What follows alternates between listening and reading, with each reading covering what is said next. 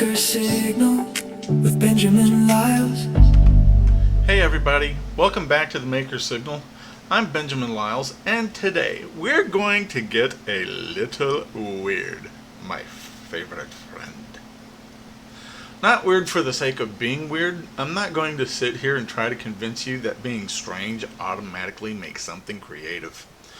But I've been thinking about something lately. As I've been recording these episodes, I've noticed myself doing things I probably wouldn't have done at another point in my life.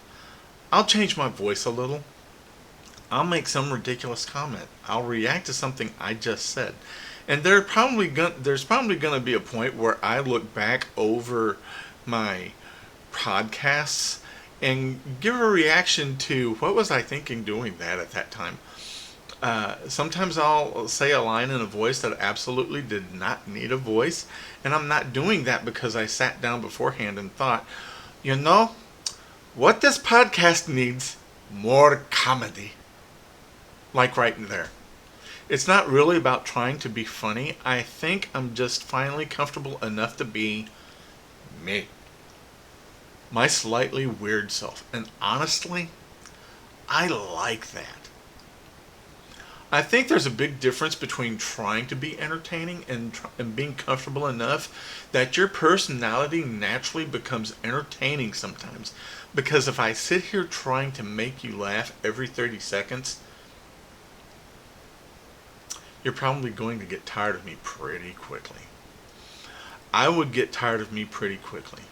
But sometimes I'm talking about something and my brain just goes somewhere strange. And now, instead of immediately stopping myself and thinking, nope, don't do that, people will think that's weird, I let it happen because it is weird. That's okay. Some of the things that make us interesting are a little weird. And the more I thought about it, the more I realized this is not new. Apparently I've been like this for quite some time. Let me take you back to the 8th grade. I was sitting in class. I don't remember what class it was. Yes, I do.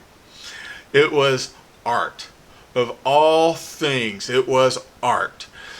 Which probably tells you how deeply engaged I was in the educational process at that particular moment.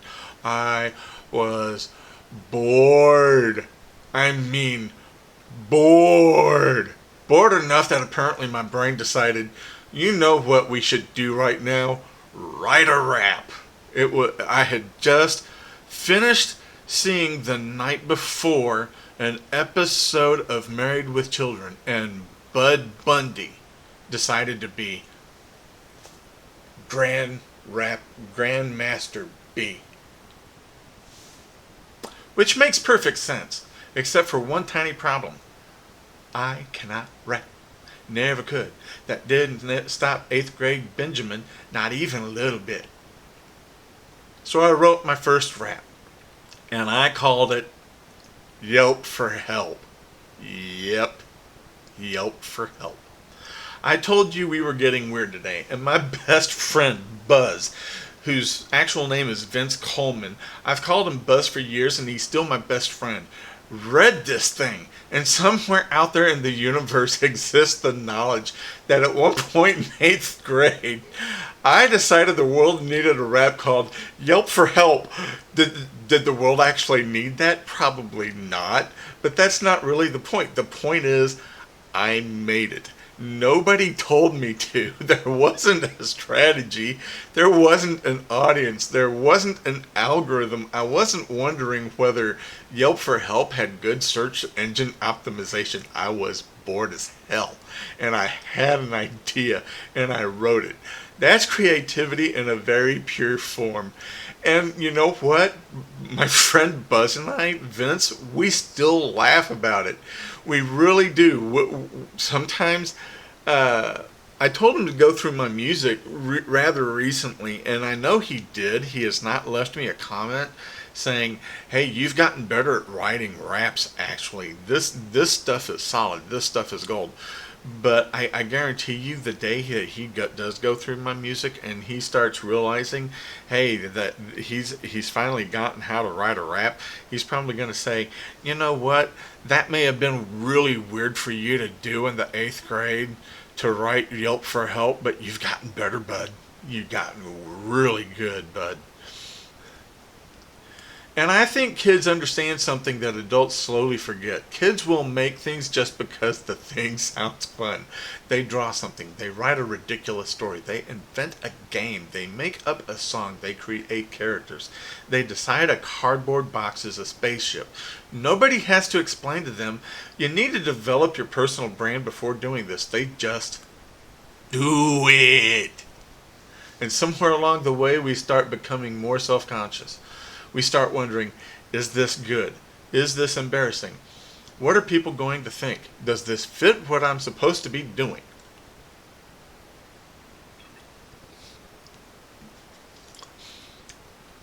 And those questions aren't completely useless. Eventually, yeah, quality matters. Judgment matters. If you're publishing something professionally, you probably should care whether it's good. But sometimes we become so afraid of making something silly that we stop playing creatively. And I think that's a loss. Now, I want to make a distinction here. Be your weird self does not mean do whatever pops into your head and never edit anything. Please edit things. I am begging you. Some thoughts belong in the drafts folder. Some ideas belong in the recycle bin. Some ideas should probably be taken outside, buried, and never spoken of again.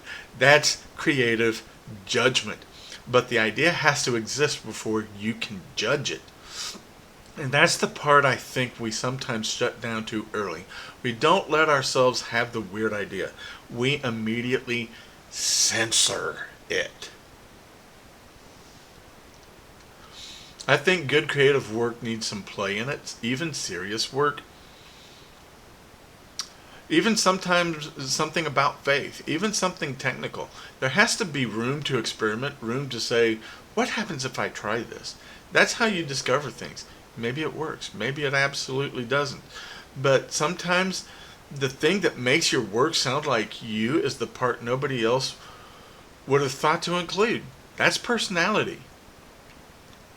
Recording the maker's signal has actually been interesting for me because I'm starting to notice that.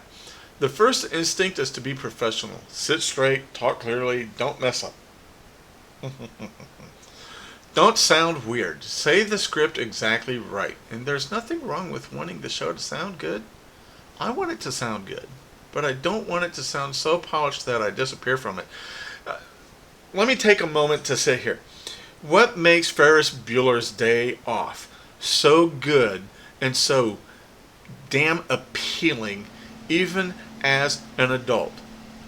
Alright, so Ferris Bueller is this kid. He's probably played hooky a dozen times. We don't see that in the film. We just get clued in on this one day. And you see him acting like he's dying in bed. And somewhere along in the day, you've got this one teacher, boring, stiff as hell. And he's just going, Bueller, Bueller, come on. Put some personality into it, man. Get creative. Say something like, Bueller, Ferris, where are you? Don't just sit there. Now, okay, maybe that was a little strange the way I did that. But you know, it would have been a little bit more funny. But overall, did it make the film stand on its own 2 feet with the comedic style of Matthew Broderick and I forget the guy who plays as Cameron. That's besides the point. He's also a great actor. But that's the point. I don't want it to sound so polished that I disappear from it. I don't want to create the world's most professionally produced version of somebody I'm not. If I say something strangely because that's naturally how the thought came out, sometimes that's better. If I laugh at myself, fine. If my voice suddenly changes because I'm quoting some imaginary person in my head, apparently that's part of the show now. I'm okay with that. And I think that's really what I'm talking about. Finding your own voice. Not just your literal speaking voice, your creative voice. What sounds like you? What makes somebody hear something or read something and think, yeah, that feels like something Benjamin would make? That's valuable. And you don't develop that by copying everybody else perfectly. You develop it by letting some of yourself get into the work, including some of the odd parts. Gabriel Iglesias is one of my favorite comedians, and yes, I'm going there. Oh, yes, I am going there. Wow. I never would have thought I would use those lines that he's used from his comedy shows. Anyway, I digress. That guy is so hugely talented. When Disney offered Gabriel a chance to have his own show for Disney, and they did that background check on Gabriel Iglesias and to his friends, they decided to say, pass. Netflix came into the picture at that point, and because Gabriel Iglesias is so funny, naturally funny, they gave him his own show called Mr. Iglesias. Look it up on Netflix. You'll find what I'm talking about. The guy that's playing the teacher in Mr. Iglesias is Gabriel Iglesias himself. And he is so funny even off stage. He nails that role 150%, maybe 200%. That's how off the chart much of a comedian he is. He'll sit there on stage and he'll go, sexy. And it works. It works for him because he is exactly who he wants to be. We spend too much time trying to look normal. And, that's me for the most part. I can be pretty straight-laced myself. But when I'm here alone working on something and I want to do something funny and I'm just thinking about it on my own, 9 times out of 10, I'm probably just going to be there just like that teacher out of Ferris Bueller's Day Off. Boring as hell. So straight-laced. Just bored, boring. And then I'm like, what the hell, dude? Live a little. Oh my God. Live a little? What does that even look like? I've met humans. We're all strange. We just have different levels of commitment to hiding it. And creative work becomes much more interesting when you stop hiding everything. And again, I'm not saying share every thought you've ever had. Please don't. But you can let your personality breathe. We're going to take a breath there. And here's where I think faith enters this conversation.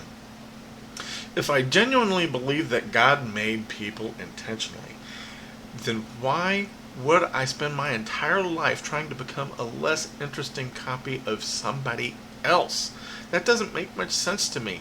Your gifts matter. Your personality matters. Your interests matter. Even some of the odd little things that make you different from somebody else matters. That doesn't mean every personality trait is automatically good. We all have things that need growth.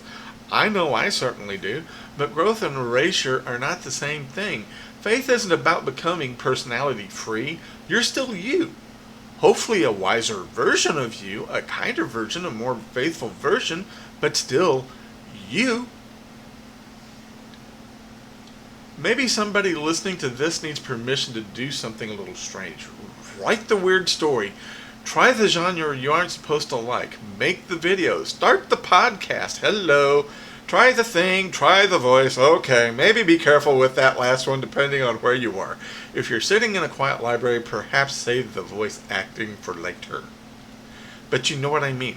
Stop assuming everything has to fit whatever version of you people already know. And here's something funny to think about. When Buzz read Yelp for help back in 8th grade, Neither one of us could possibly have known that decades later I'd be sitting behind a microphone talking about songwriting, books, artificial intelligence, programming, faith, and creativity. Whew. There was no master plan there. I was just a kid writing something ridiculous because he was so freaking bored. But I like that kid. He wasn't worried about whether he was allowed to make something, he just made it. I think maybe I want a little bit more of that guy around with better judgment, definitely better judgment. But the curiosity, the willingness to try something, keep that. That's what I loved about living in Austin. Make Austin weird. I'm still that guy. I still love my Austin. Yes, Austin is too different from me now, but it's still weird. It's still wonderfully weird. If I don't get into Austin, 9 times out of 10, I'm still gonna love Austin regardless of how much downtown has changed.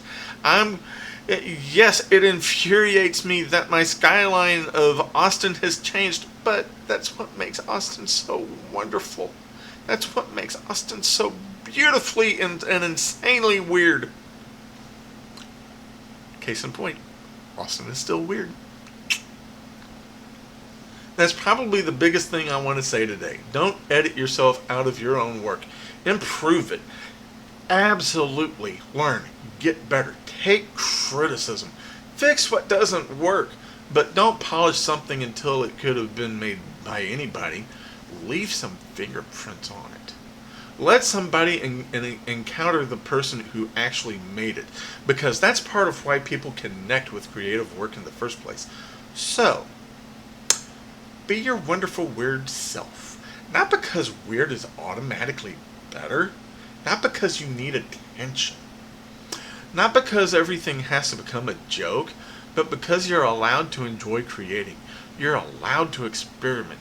You're allowed to have personality. You're allowed to make something simply because an idea made you curious.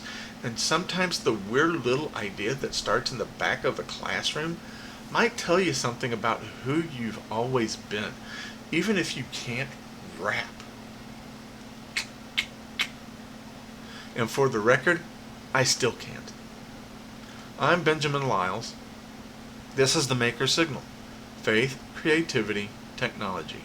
Making what matters. Thanks for spending some time with me, and go be a little weird, within reason. I'll see you in the next one.